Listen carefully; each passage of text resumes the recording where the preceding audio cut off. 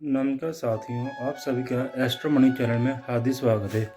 साथियों, आज हम उस विषय के बारे में चर्चा करेंगे जिसके बारे में हर एक क्यूरियोसिटी होती है कि हमारा जन्म क्यों हुआ है, हम क्यों इस लाइफ में आए हैं। आप सभी जानते हैं कि ज्योतिष शास्त्र में जो फिफ्थ हाउस होता है वो हमें काफ़ी हद तक काफ़ी चीज़ें क्लियर करता है, क्योंकि जो हमारा फिफ्थ हाउस होता है उससे हम जान सकते हैं कि हम पास्ट लाइफ में क्या कर्म करके आए हैं। एक्चुअल में जो हमारा फिफ्थ हाउस होता है उसमें सब कर्म संचित होते हैं, यानी कि जो हमारे प्रीवियस लाइफ में अच्छे कर्म होते हैं वही फिफ्थ हाउस में हमें जहाँ भोगने को मिलते हैं। चलिए अब हम जानते हैं विस्तारपूर्वक पांचवें घर के बारे में। साथियों, अगर आपका पांचवा घर में कोई शुभ ग्रह बैठा है तो आप ये मान के चलिए कि आप एक भाग्य साथ लेके आए हैं और इस लाइफ में आपको काफ़ी ज़्यादा बेनिफिट मिलेगा।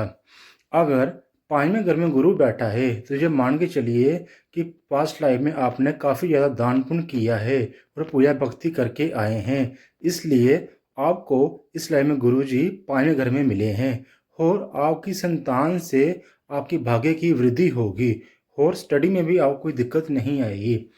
अगर पांचम घर में सूर्य बैठ जाए तो आप ये मान के चलिए कि सूर्य अगर पांचवें में बैठता है तो कहीं ना कहीं आपका पिता से काफ़ी ज़्यादा कार्मिक कॉन्ड कनेक्टेड हैं। इस जन्म में आपको पिता काफ़ी अच्छे मिले होंगे। चलो, अच्छे सबके होते हैं, कहने का भाव है कि पिता ऐसा होगा जिससे आपकी अच्छी बॉन्डिंग होगी और आपको काफ़ी ज़्यादा बेनिफिट पिता से मिलेगा। अगर चंद्रमा हो तो सीधा चंद्रमा क्या होता है, चंद्रमा दर्शाता है माँ को। अगर आपके फिफ्थ हाउस में चंद्रमा बैठ जाए तो आप जब मान के चलिए कि मदर से काफ़ी ज़्यादा आपको गेन होगा और मदर के लिए काफ़ी ज़्यादा आपके अंदर भावना होगी। और अगर आप कोई ऐसा काम करते हैं जो घर से हो रहा है तो इसमें आपको बेनिफिट होगा। अगर फिफ्थ हाउस में मंगल बैठ जाए तो आपके भाई से काफ़ी ज़्यादा ऋण जुड़ा हुआ है। जो आपका छोटा या बड़ा भाई है, आप उनसे काफ़ी अच्छे संबंध बना रखो, आपको बेनिफिट होगा। और अगर आपका भाई मैरिड है तो जो आपकी सिस्टर इन लॉ है, यानी कि जो भाभी है, अगर आप उनके साथ अच्छा बर्ताव करोगे तो मंगल आपको काफ़ी हद तक फ़ायदा देगा। और ये देखने को मिला है जिनके फिफ्थ हाउस में बली मंगल बैठा हो वे जातक का भाई की काफ़ी ज़्यादा ज़मीन होती है, यानी पिता की काफ़ी ज़्यादा ज़मीन होती है और उस ज़मीन से भाई अपने छोटे भाई को या बड़े भाई को ज़मीन दे देते हैं, क्योंकि उनका ऋण होता है कहीं ना कहीं और जो आपके अच्छे कर्म की निशानी है पिछले लाइफ में।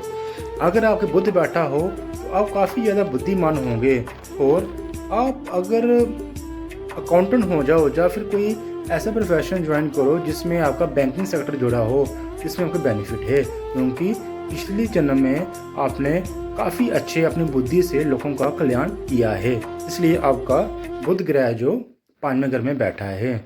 इसी तरह अगर शनि बैठा हो तो देखिए, शनिचर ग्रह ऐसा है कि सब लोग डरते हैं। डरने के बाद में शनि हमारा कार्मिक डेप्ट है, यानी कि जो हमने पिछले लाइफ में किसी के साथ बुरा किया है वो हमें जहाँ भोगना मिलता पड़ता है।